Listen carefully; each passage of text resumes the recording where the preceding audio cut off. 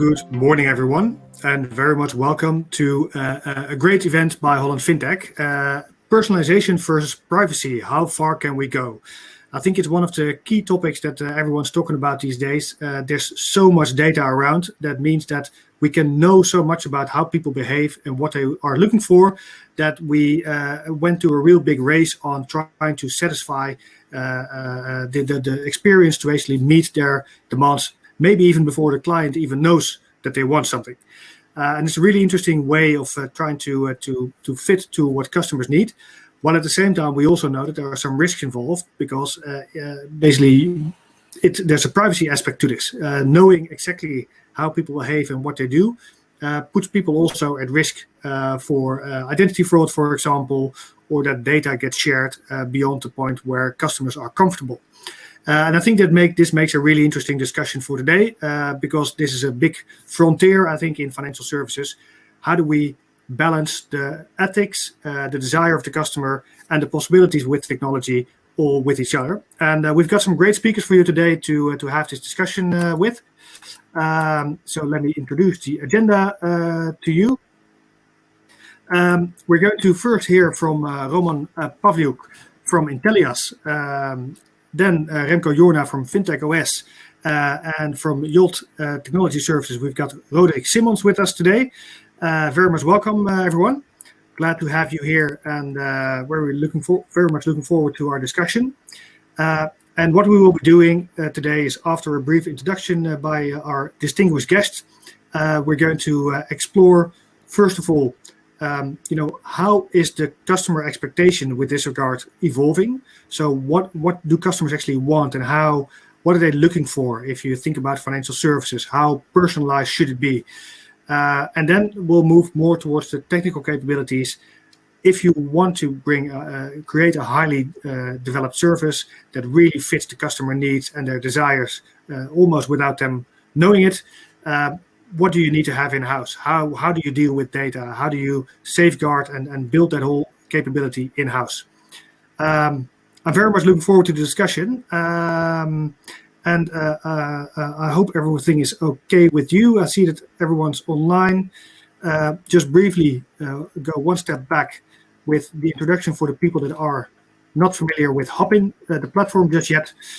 Here you can see all the key features. Please use the chat feature you can see on the right-hand side, so we know how to, if you have any questions, that we can try to weave them into the conversation.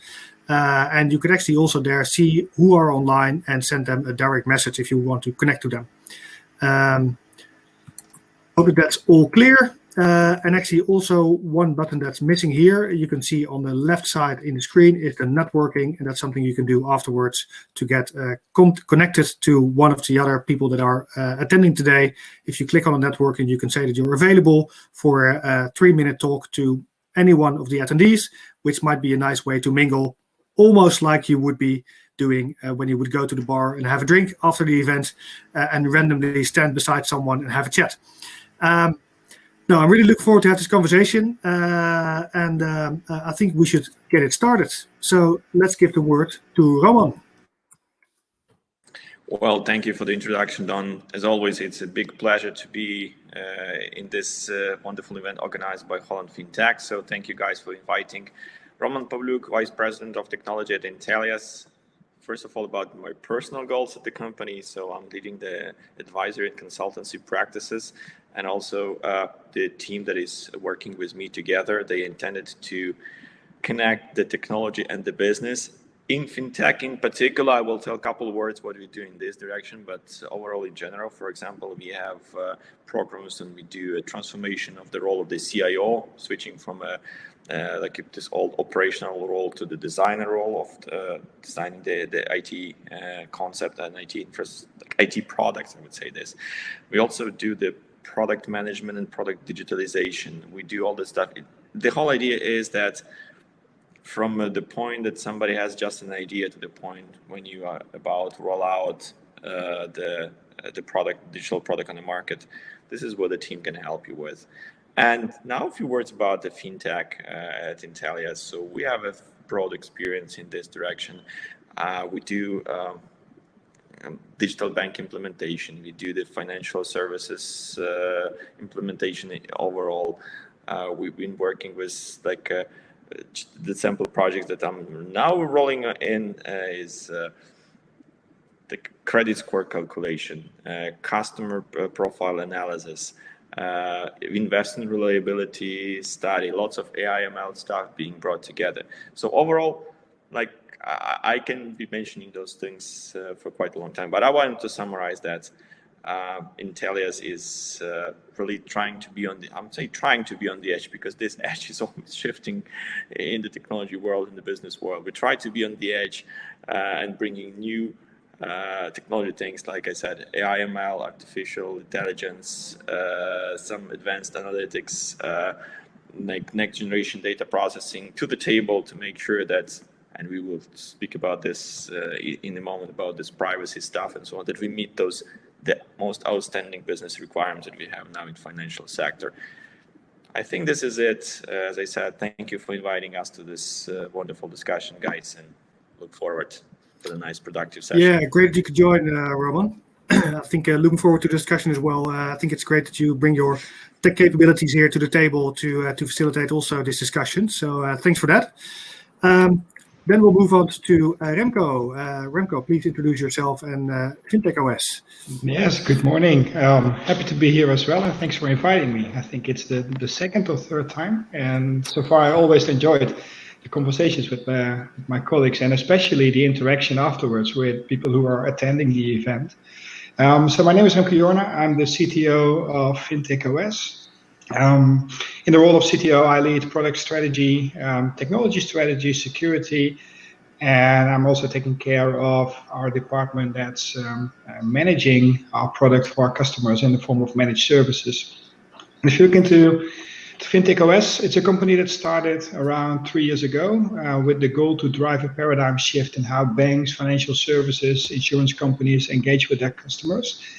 And over the years, we've seen a steady growth of the company, and the last couple of months were very exciting, where we landed our Series B investment of around $60 million that allows us to do the expansion into the US and the Asian markets, even though we also see a big uptake in the Middle East region, which is really interesting development over there.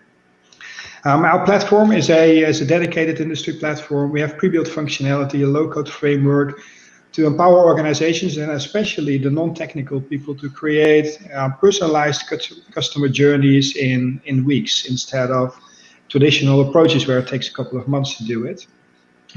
So we're not rip and replace the digital transformation efforts of companies. We just add our layer on top of it, so you can easily prototype, bring things into a production environment and change them really, really rapidly.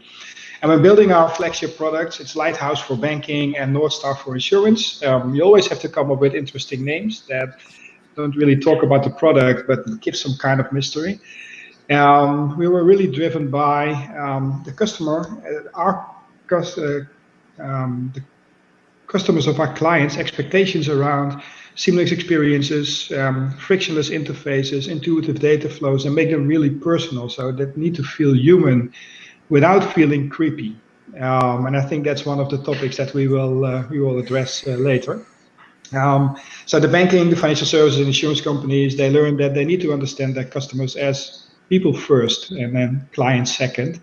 And all of that is driven by what we call an evolutive data model that captures a lot of data points that can then be used to personalize those customer experiences. We will talk about it more later. So again, thanks for inviting me. Yeah, great, Remco. Great to have you here as well. And indeed, also still congratulations on that financing round. I think it was quite an extraordinary one. So a great success, I think, that you brought that in, and hope to that's enough for now to actually really make that big leap forward to be a global company. But well done.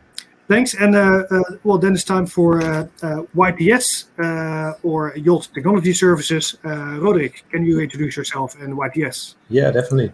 So thanks all for having me here. So Roderick Simons, I'm the CTO of Yolt. And a bit of background, 5 years ago, I started Jolt together with a couple of others to build a proposition on the promise of open banking. And back then it was really a promise, right? Because open banking was not there. There was no legislation. So when we wanted to make a connection with open banking, there was nobody else who has done it. So we made the first connection in the open banking in the UK. And if we fast forward a couple of years, this first connection that we've made in the UK actually is the start of your technology services, right? So we solved the problem for businesses in the PSD2 and open banking to make connections in Europe for open banking.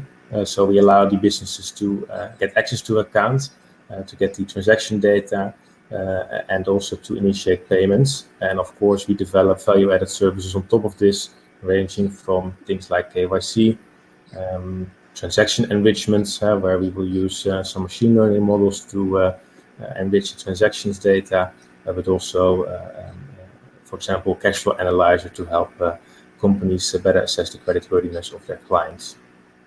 And if we talk about the topic of personalization, privacy, and also data security, then it's a topic which is close to the heart of YTS, but also the Jolt app, right? So I'm CTO for both business lines, so I can use my experiences from both YTS, but also consumer-facing app, the Jolt app, and what we have done there. Within Jolt, I'm responsible for all things engineering, so that is from the infrastructure side on AWS where we're hosted, this the security, this the data engineering side, but also for Jolt app and YTS, it's the backend and the front end that we built.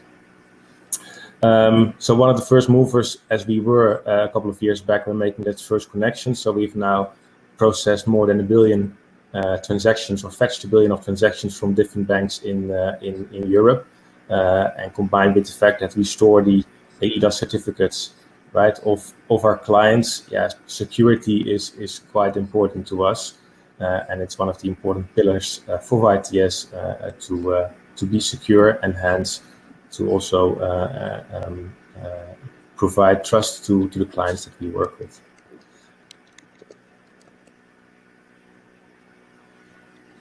We don't hear you, Tom. You're muted. Cool. I think that's a really great experience you bring there to the table, which I think is basically looking both at it from a tech perspective as YTS as an enabler, but also bringing the experience from the front end that you have with Jolt, of actually trying to feel as close as you can to what the customer wants and try to help them shape their financial life. So I would like to go to basically start the discussion a little bit with I think some interesting things that were already shared between you. You know, where shall we start? I think it's a really interesting topic where if you look at the enormous potential that there is to be personalizing completely what people want, right? So I think it started all out with the iPhone, basically, I think, sort of making us aware of a one-button type applications, where this one button does exactly what you want, even though there's no manual to it, and there's no way of actually understanding as a customer how the application knows what you want. But you just feel that you're being guided in the right direction very normally. And I think that's where we sort of started with, and with sort of the design perspective of things being sort of in a natural flow of how humans are making their decisions. But I think we've scaled up to becoming much more personal based on the data that's available. Like, for example, my smartphone now, very often when I step out the door, tells me how long it is to travel home, or what the weather is like if I go outside. And so it basically picks up pieces of data and tries to make recommendations and stuff. Where at the point, as to what Remco was saying, I also believe that at some point it actually begins to start feeling a bit creepy, because you're like, hey, but wait a minute, how do you know this? And maybe that's also the experience that some people know, that if you've, for example, if you've searched for something online, or even worse, if you've actually spoke about something in a conversation, that you somehow feel that you're being targeted afterwards with advertisement around that subject, where you're thinking like, but wait a minute, who was listening in on that conversation, and how are they? I mean, it might be convenient, but it's also kind of creepy if apparently you're being listened to all the time, if that's the case. Who can I start with? Who would like to make a first comment on that? Do I start with you, Roderick? I think I'm curious to maybe get your experience, how you saw that journey, basically from further personalization from the Yolt perspective, how that went. Yeah, definitely. So if we look more from the perspective of the Yolt app, right, in the beginning we were the first to present that data in a structured way, right? Different banks in one view. This was already proving a lot of value for a lot of people because they were able to find their finances in one place. But you see that data is a commodity. With companies like YTS, you can now access the data very easily. So you need more than only the raw data. So the personalization is an important aspect. So it's not only the product, the price of the product, but it's if you look at a different piece, it's also personalization, which is starting to get really important. And if you can break that personalization down, and you already mentioned it, Don, when you walk outside, you get this notification about, hey, it's going to rain, or this is my time to travel. So for me, that personalization is really about the relevancy and the timeliness, right? And if you take an example from the personal finance management angle, if we look at the transactions of a person and we know the postal code, we can also see the amount of money the person is paying for his energy bill, right? Based on this information, we can predict and we can say, hey, maybe there's a better energy deal for you. And this is very relevant to a person.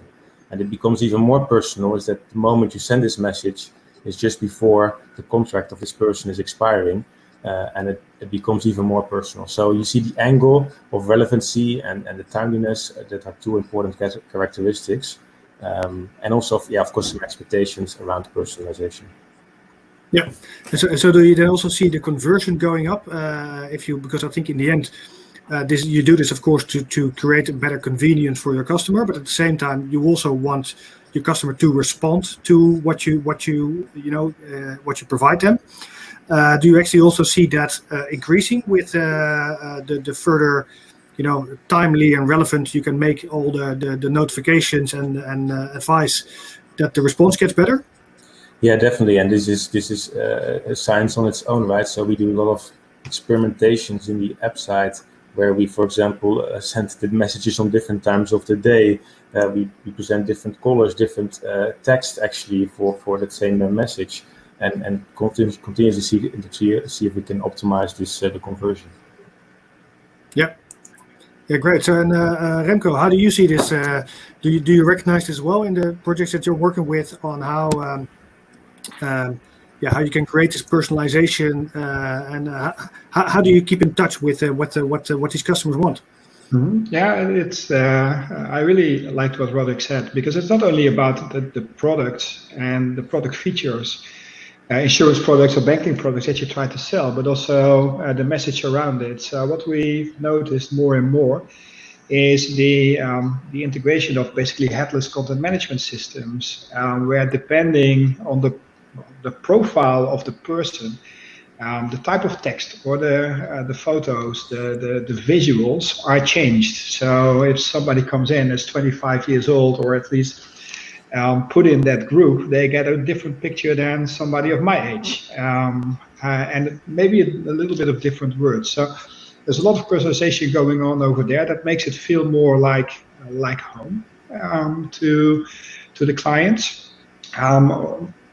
And it's not always about the product. Now, in the product space, it becomes a little bit more difficult to do all the differentiation, because you need a lot of data to really get there and do the real-time analytics and the real-time provisioning. And you can also go quite wrong or give the clients the feeling that you know way more about them than you actually should know, according to them. And then you kind of breach this trust item, where the financial service companies, they rely on trust. So if they can't trust you with their personal data and how you deal with it, why should they trust you with their money, with their loans?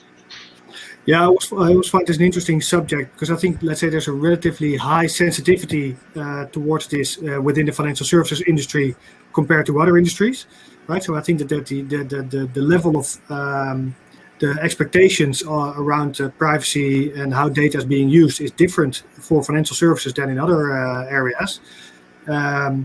But my feeling is always that it also has to do with the decision-making power that financial services companies have, where, in the end, for example, in a credit decision, you don't want specific data to suddenly pop up without you knowing it. Mm-hmm. And I think this is actually where it becomes uncomfortable for customers, for financial service companies to have certain information. Well, I don't think they believe that, they will not be careful with that information. It's more that they don't want it to have it, just like when you apply for a job. You don't want people to do a search for your early days Facebook and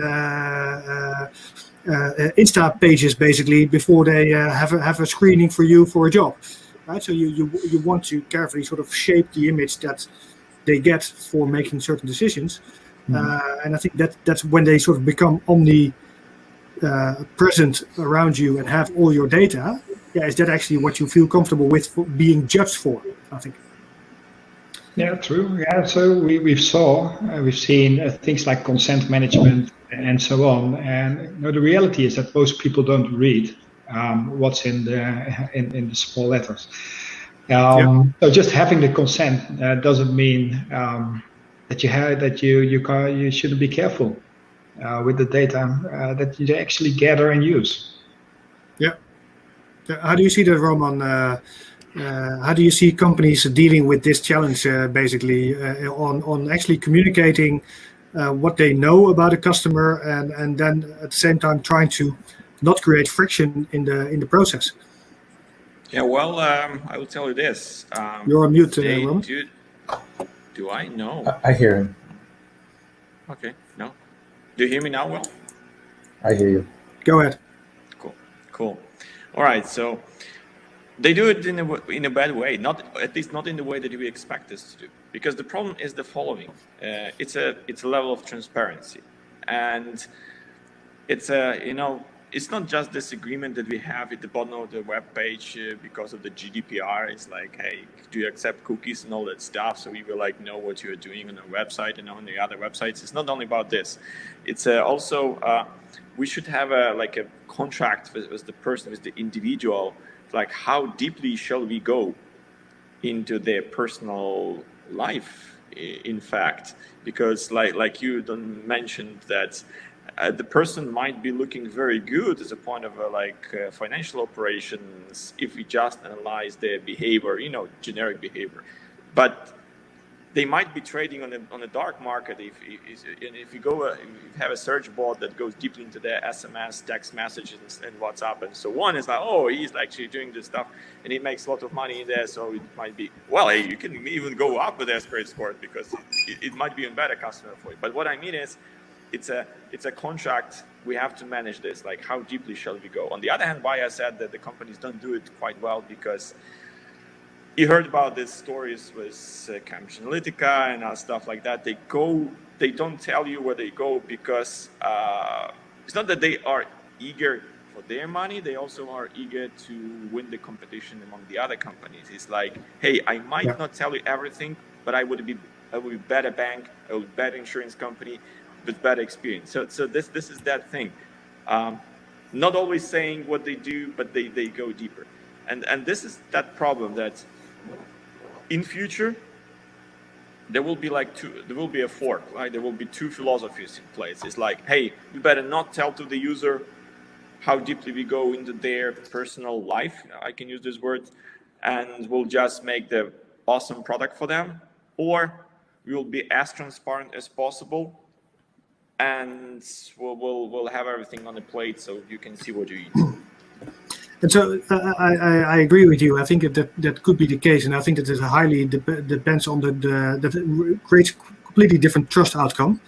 But one thing I'm worried about is because I think apparently at the moment we're not really able to make a fair trade here, right? So I think currently we're not asking customers about the data in detail to be able to use it, So what's wrong here? Why isn't that getting off the ground? And maybe because that's maybe also a puzzle that we can't solve because we can't just educate the customer well enough, or we don't have the right language to actually have an easy conversation about this. What do you think that is? Well, I think that we're still not there yet. We're still not capable to see all the power of the data, to be honest. And we think that, or maybe we still need some more data from the person to make this really data-driven decisions. We're at the early stage, right? Remember, like in 20s and 30s, the radioactive materials were allowed, so you can go and buy radium in the drugstore and use it to cure some different things, which actually wasn't curing, it was doing bad things to your body. But people didn't know that. So we still, at this moment, we don't know how we insult, how we benefit, or we disbenefit people. I mean, how much damage we do to their life or benefit we do. So we're trying. So compare this like to, to cocaine and radium in 20s and 30s. And the same thing is happening these days with the data, with personalization. Okay, yeah. So you're saying that the cures might be worse than the original cause we're trying to solve. Yeah.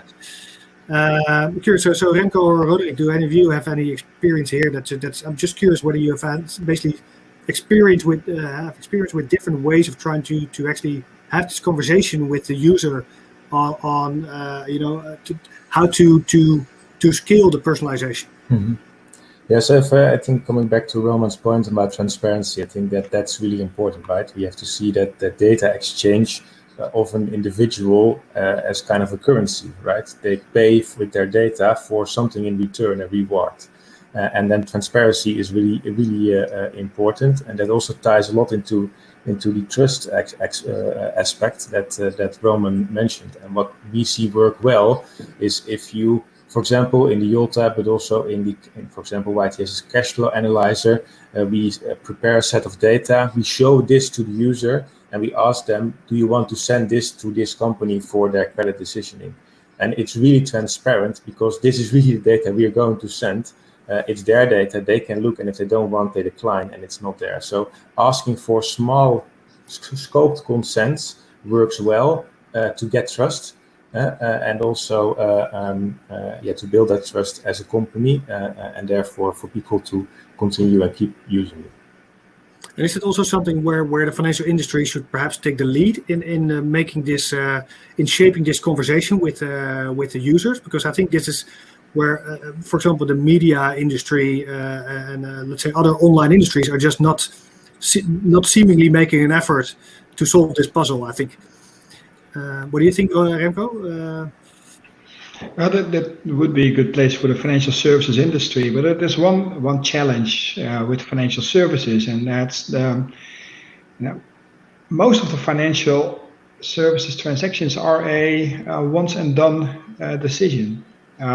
So you get your bank account, you get your loan, you get your insurance.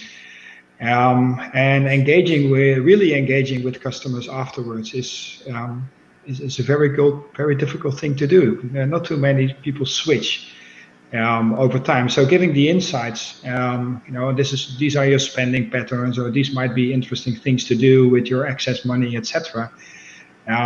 These are interesting, and there you can really give the full transparency around. Okay, this is what we know about you, and this is how we came to certain recommendations, and basically showing the cards for reasoning towards a certain outcome.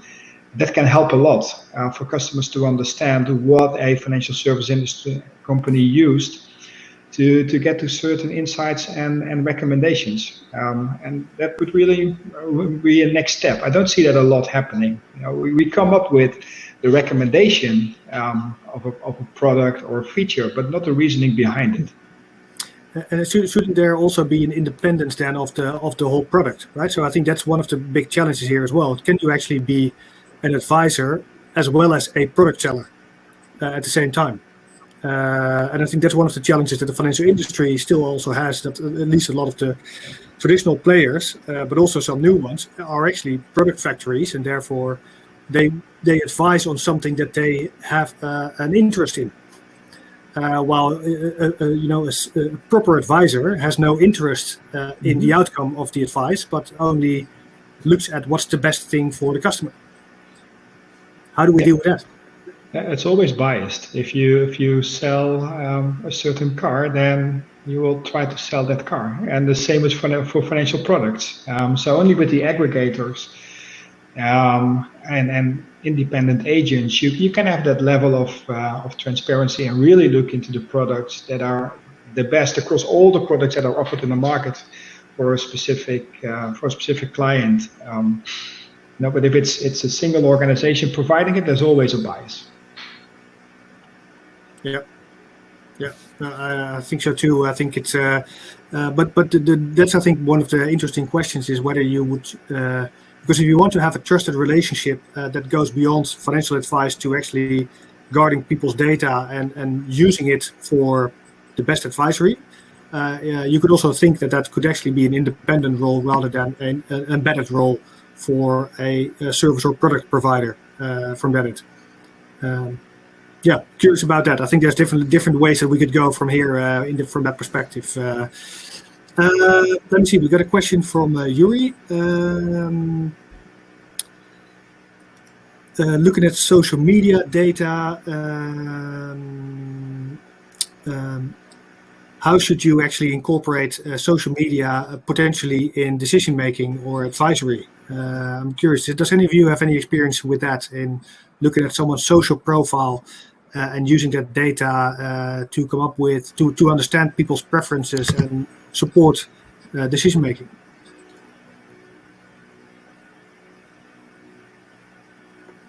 Roman, have you perhaps been working on something like that at some point? Well, yes. So there are two things. First of all, let's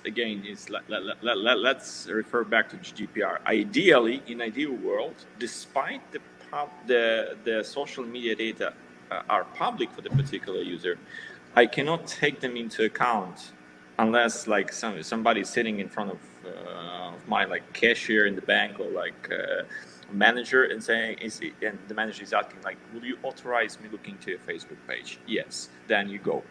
So if you are just like, in the back office, as soon as user is entering the data and somebody is like crawling the Facebook page, it can be like really the physical person, it can be the AI ML bot that is doing the analysis.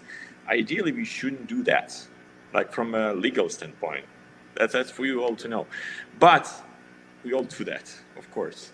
And we will be doing this because again, we go to the like Facebook policy and Facebook says or LinkedIn, whatever, like what is published, and then like you can freely use it in all the legal purposes, again, legal purpose. So the answer is yes, everyone will be using this. Yes, the social media will be the main factor to make the decisions in the future, and there will be other types of social media appearing. And referring to the social media phenomenon itself, so I was doing a research personally, like 7 stages of informational revolutions throughout the human history. Wouldn't name all of them. So the first one is, of course, is developing the literacy, and the last one is social media. So we have like 6 milestones in between. But this phenomena is because we all want to be the way we are not in the real life, in social media, like Instagram and so on. So you might also, that's why I'm saying that you might get distracted. Like if you go to my Instagram page, you will see the photos like from like various locations, but it's not meaning that I live in all those locations. So you might see that I'm living extremely luxury life, like 5 times better than the other person is, than I'm actually are. And you might say, oh, but your credit score must be like, like this and this like this and so on. Then you might get a wrong decision. That's why I'm saying that, yes, we will be relying on social media, but social media is not the source of truth, and you shouldn't do that. I think it's also interesting. Or you should do this with careful. No, exactly. But I think it's really interesting to take on your point is that you could actually also look at this from 2 angles, right? So if you would look at it from the advisory side, and if you have an independent person that's advising you, you want to take that into account because it actually gives you, it gives you a reflection on how you might be perceived. But if you talk about decisions that are being made within financial institutions for insurance, credit, opening an account, for example, you would want to explicitly have them excluded without any consent, right? So these are two different ways of looking at it.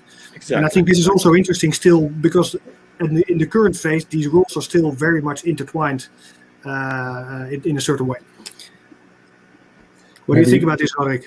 Yeah, maybe it's also interesting to add indeed on social media. It's indeed, how do you present yourself, right? I present myself being richer than I truly am. But if you look at the financial transaction data, it holds the truth. I cannot fake being rich on my bank account. But then still there are those challenges with for example, if you take credit decisioning as an example we've used before, with the models that we are creating. And for example, it gets really uncomfortable when these models are starting to make mistakes, right? When they start to discriminate, not personally, but just because they were trained on the wrong data set. It can be on age, gender, religion, whatever. And you see that model fairness is still an important but also difficult topic in the AI world that we need to solve. And therefore showing back how we came to a certain calculation, how did we as a company calculate your credit score, which attributes did we take into account. I think that can help to make more understandable for other people how we came to such a conclusion. Yeah, no, for sure. And I think, let's say you have, of course, it's very awkward indeed if there are mistakes and you're being interpreted to be someone you're not, or at least to have characteristics that you don't familiarize with. But what else? I mean, could you also actually be right with your personalization and it still be awkward, right? So it's a bit the feeling that I have, for example, that sometimes I feel like, hey, but wait a minute, how do you know this about me? Or how do you know, where does this information come from, and how smart are you if you can come to this conclusion? What else can you come up with? Yeah. Any experience with that? Yeah, I think it's an interesting topic, right? And if I come back to the personalization, so it's a relevance and timeliness. And I take the example, I walk past a store, right? And I get, not myself, but I get a push notification maybe on that because maybe not me, but we are pregnant and there's a diapers get an offer for diapers, right? Yeah. Is this then too personal? Is this then approaching the creepy line? And I think that depends on two factors. It depends maybe even on three. If I think about it now, if you're different generation, maybe generation millennials are more acceptant to this than other generations. But you see that the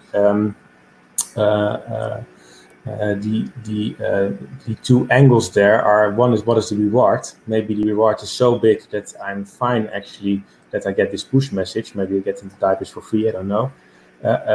Or what is the reasonable expectation of the company, right? Is it a bank that is sending me this push notification?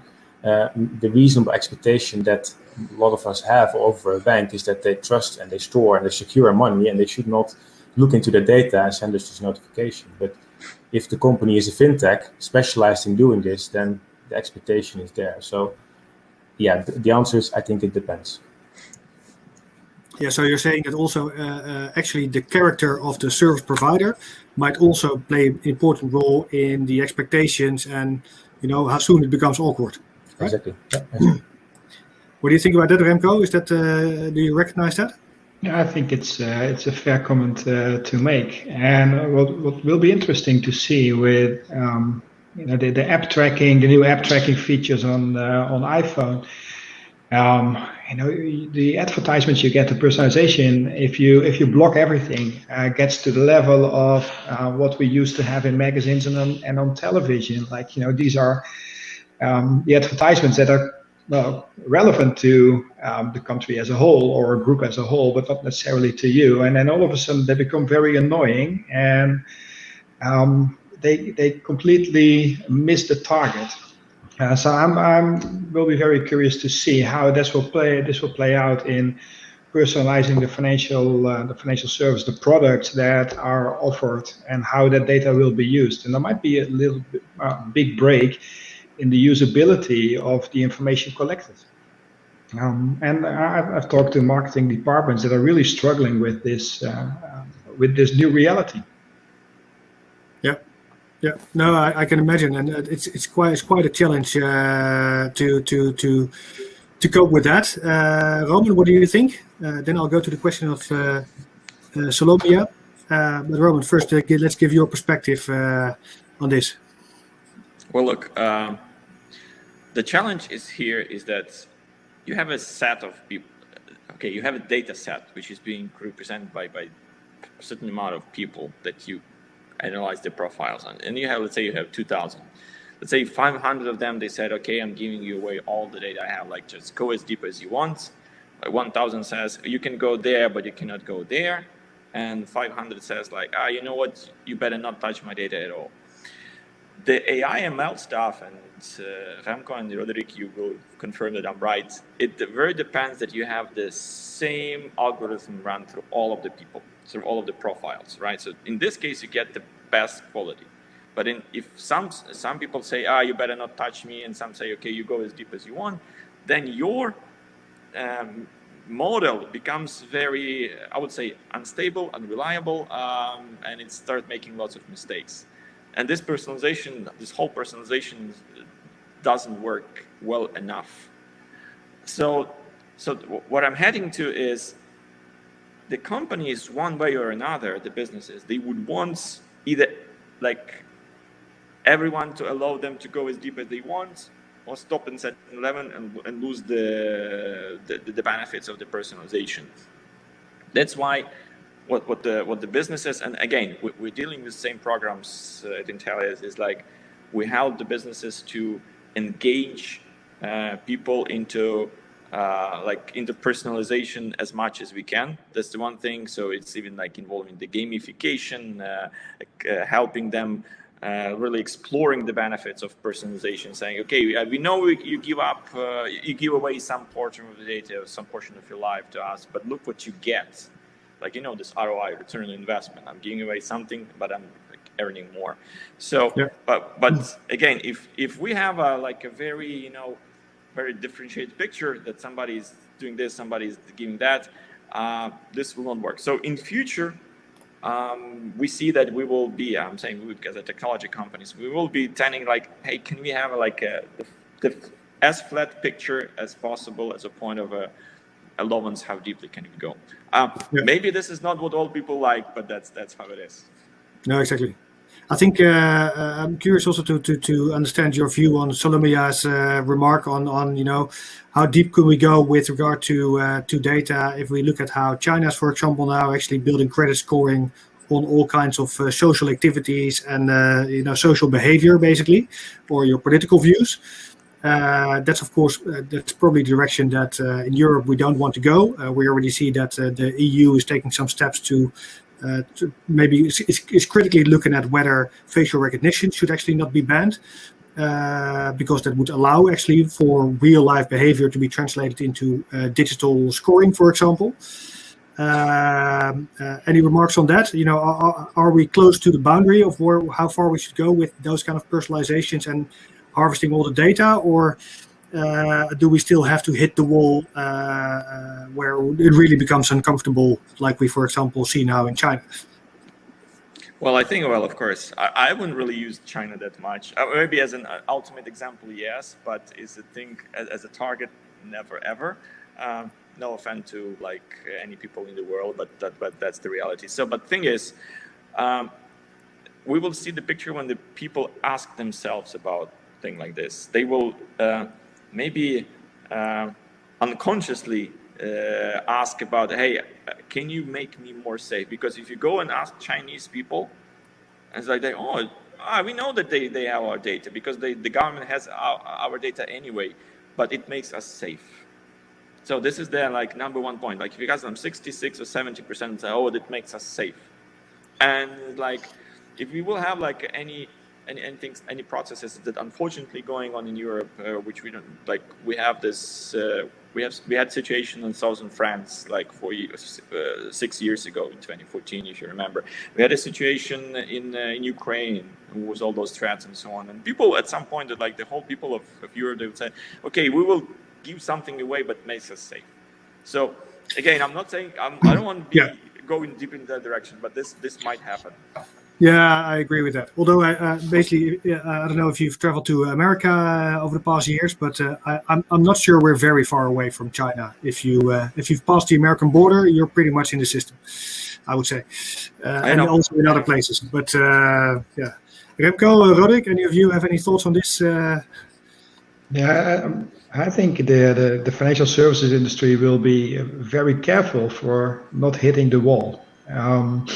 I believe it was a Gartner report from around 2 years ago that did a survey around in clients, and then 40% of the people said, if my financial service company becomes creepy, I will leave it. It's 40% of your potential customer base. So I think that the financial service industry, even the neo banks, etc., they will make sure not to hit the wall, because it will be the end of it could be the end of their business.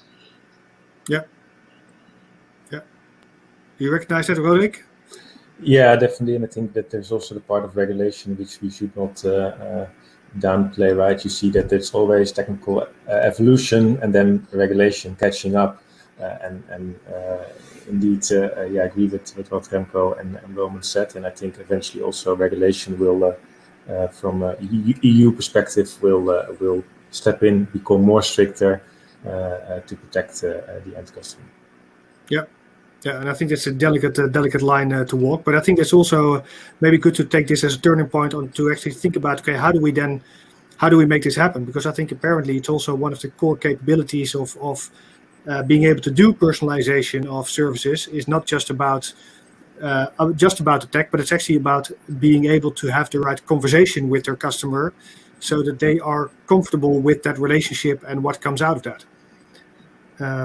Do you recognize that, or what do you think is sort of the core thing that you need to focus on now if you want to be able to do personalization? What's the essential part that you need to get right? Yeah.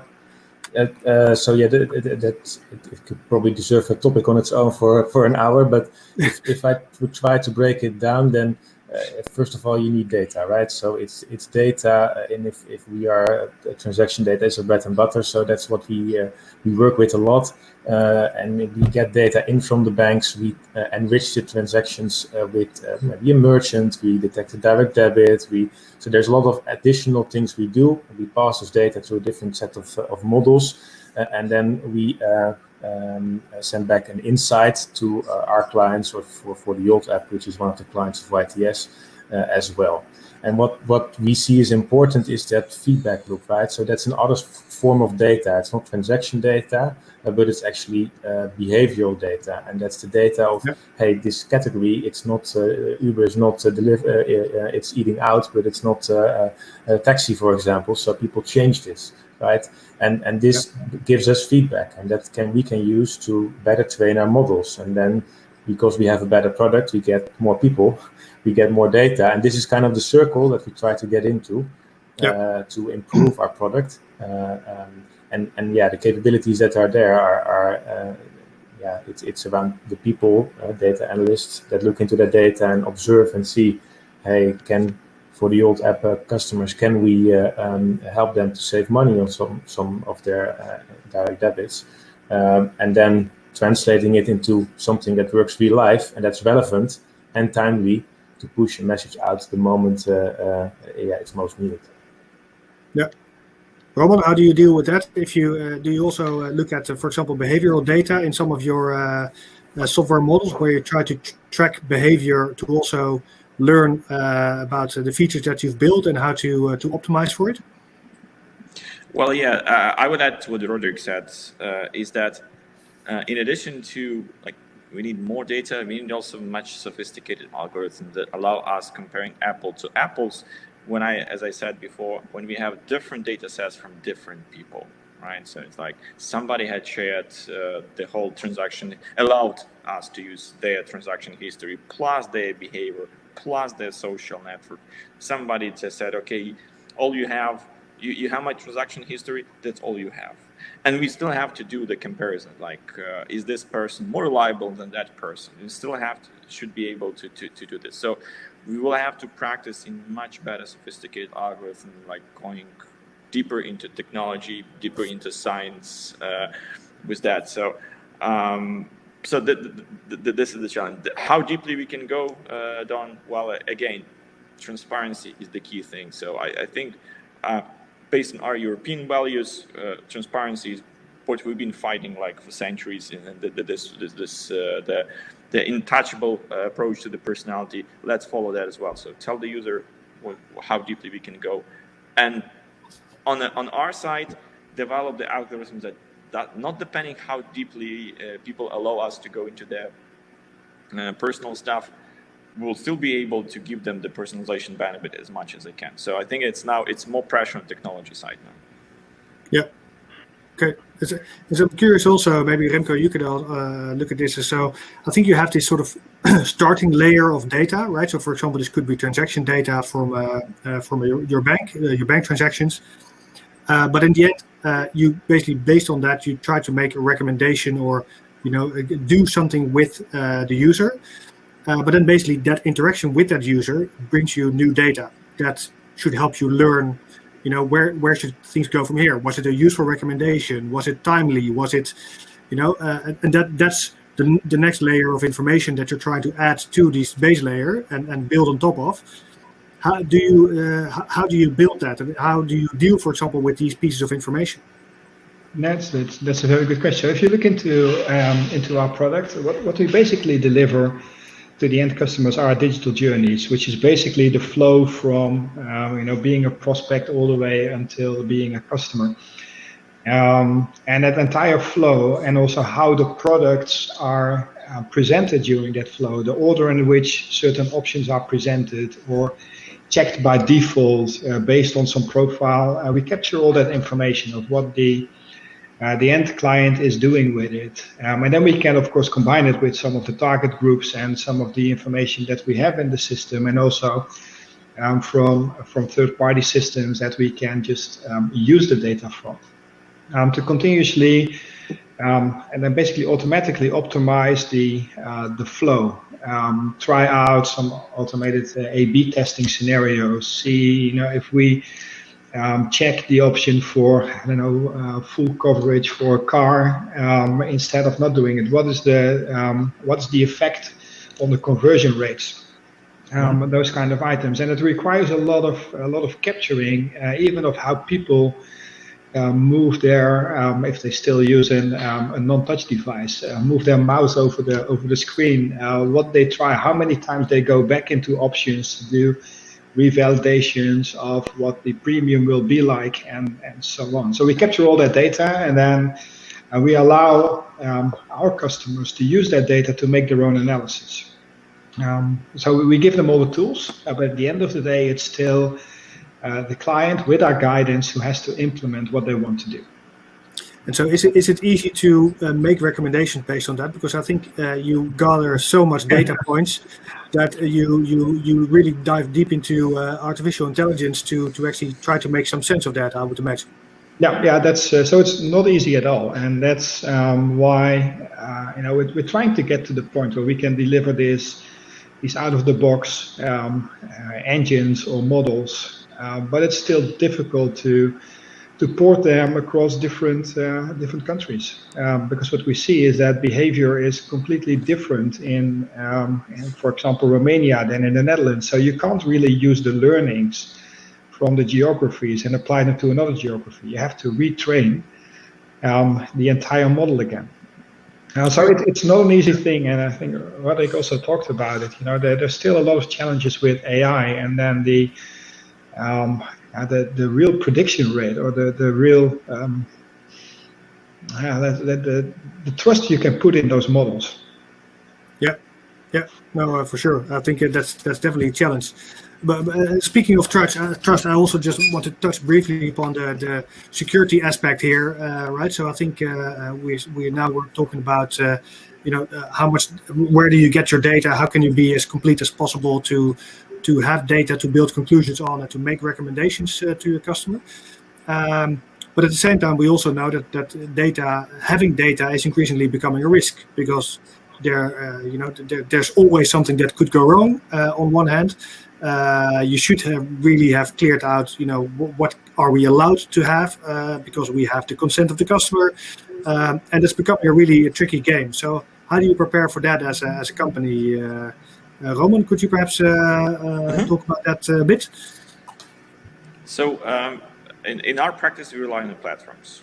I mean, that's a straight answer, because the platform can equalize the security management across the different accounts, the different tenants.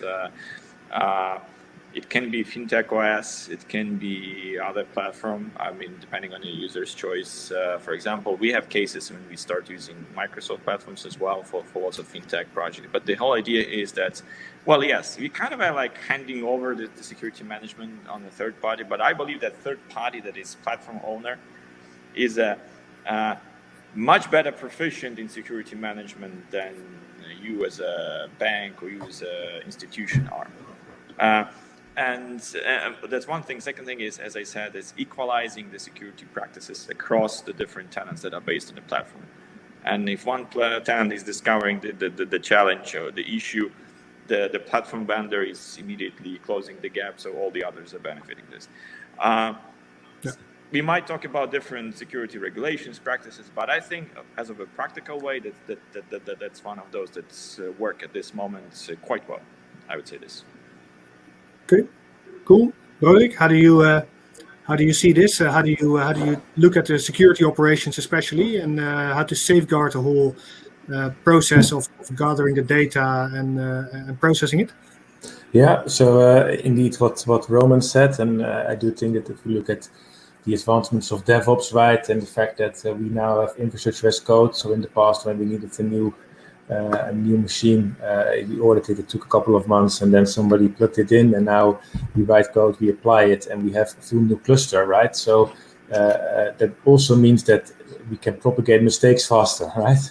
So if I want to open a port and accidentally do it across my full environment, then the issue becomes bigger. So there you need some policies on process, people, and the technology to prevent this. And on the technology one, it can be monitoring, for example, that detects the state of a certain configuration and notifies you, hey, the policy that you have defined, no open ports, is compromised, and maybe automatically revert this back. But it can also be on policies around identity and access management, so who is allowed to log in where, and other angles there. And what also I think helps or is important is, of course, the fact that you operate in a regulated environment. So a number of criteria there already find their way into your IT policy, and that their controls are defined that one should implement. Yeah. Remco, agree with that? I fully agree, and it's an ongoing investment that's ever increasing. And like Roman said, you can use a lot of the capabilities from cloud platform providers. We use Microsoft, so they have some amazing tools in finding out your secure score and the recommendations on things that are open, etc. But on top of that, we, as an organization, implemented a lot of controls. Like, nobody has access to the data from my infrastructure department unless, for let's say, an incident scenario, my client says, I grant you access to my data for 1 hour, and then we log all the activities and everything that needs to be done. So there are no standing permissions. You have things like multi-factor authentication. You encrypt the data. You split PII data into a different database than your transaction data. So even if the transaction data is compromised, you just have a GUID basically. You have no clue who the person with the transaction is. So there's a lot of controls to be put in place, and it's mainly pushed by the regulators. So we provide hosting services to our customers. So it basically means that we have to apply all the EBA guidelines to whatever we do, and we get audited by our customers for it. And we even had to go so far that we had to make third-party agreements with companies like Microsoft or other partners that we use to be able to audit them into their own environments. And it's a lot of work that needs to be done, but it's essential. Yeah, no, fully agree. It's quite a tough regulated area, but at the same time, it's really good that it's tightly managed, because indeed the trust factor is really sensitive and quite important. we're basically where the time flies when you're having fun. I would say it's already 10:30. So I think we should wrap it up. So I would like to ask you all to just make a final statement on what you think is lies ahead with regard to personalization and what your next frontier might be. Roman, may I start with you to make your last comment? Sure. So personalization and privacy is always it's a battle. It's always a challenge, and it's a thing in progress. So I think we will have like tons of sessions like this. We'll be meeting each other and we'll be discussing this around, because as I mentioned about those things, like in 20s and 30s there were some other products that people were complaining about. Now we are this were like material ones. Now it's the information. That's a new entity, the most valuable asset in 21st century, and probably will always be. It's a thing in progress. There is no answer. There will be just discussions, and there will always be. So whenever you see that, there's no solution on how deeply can we go, that's okay, because it depends on a particular case. What I think we should take into account is first is the values. If we are in Europe, we take European values. If you're in the other region, we take the values of that region when we develop the personalization approach. Technology, on the other hand, has to be and will be enhanced to the point that it meets those regional and and meets those demand and those values of the particular people that actually demand that personalization. And we work on it at Intellias. We'll have lots of streams going on, but it's a never-ending story. That's what I want to say. So if you didn't hear the exact answer this session, that I didn't hear that's how it should go, that's fine. You heard the discussion the way it could go. Yeah, no, cool point. I think point taken indeed. It's we're still on the road to discovery, basically. Thanks, Roman. Remco, your final thoughts. Yeah, I'll make it short. So it's more an ethics play than it is a technology play. It's about the question: if you can do something, it doesn't mean that you have to do it. So I think that's the most of the conversations we have with our clients. You have this data, but should you be using it in such a way? Yeah, it's a very good point indeed to really make sure that your customer remains comfortable with it, the end user remains comfortable. So it's an interesting finding path towards that. Thanks, Remco. Roderick. Yeah, so if I look back what we've been discussing in the past hour, right, it started with transparency and the fact that the data is kind of a currency that can be used to exchange and get relevance and a reward. That personalization is about being timely and relevant, so pushing the right message at the right time, and also that there is a clear expectation on the fact, from what company do you get the push message or the insight, and does it align with the expectations I have from the company? So that's at least the topics that, if I have to summarize the past hour, and for us, what is important as YTS, it's really how can we help and accelerate the delivery of personalized services for our clients, right? As I said, the data is a commodity, everybody can use it, but it's the question, what will you do with it that will make a differentiating impact? Yeah, great. Yeah, thanks for sharing. And I think all Roderick, Remco, and Roman, the 3 R's. I was just looking at the list. It's a nice coincidence of your first names all becoming with an R. Now, thank you very much for sharing your insight. I think it's really useful for people to get some insights in the thoughts and minds behind the products that are out there. So thank you for sharing, and I think it might be very useful for other people to build upon. Thanks everyone for listening in as well and asking questions. Very nice to have you as part of the discussion. And I look forward to see you again at next events. One is, for example, tomorrow morning, the Flash Friday, which I think is a really interesting one at 9:30 CET. And of course, don't forget to look at Amsterdam FinTech Week, the 4th to the 11th of June. xfw.amsterdam is the web address to see the whole program. We'd like to wrap it up with this. I hope you enjoyed. I wish you a very pleasant day. And Roderick, Roman, and Remco, very much looking forward to see you again soon. Have a great day. Thank you. Thank you. Take care. Bye-bye.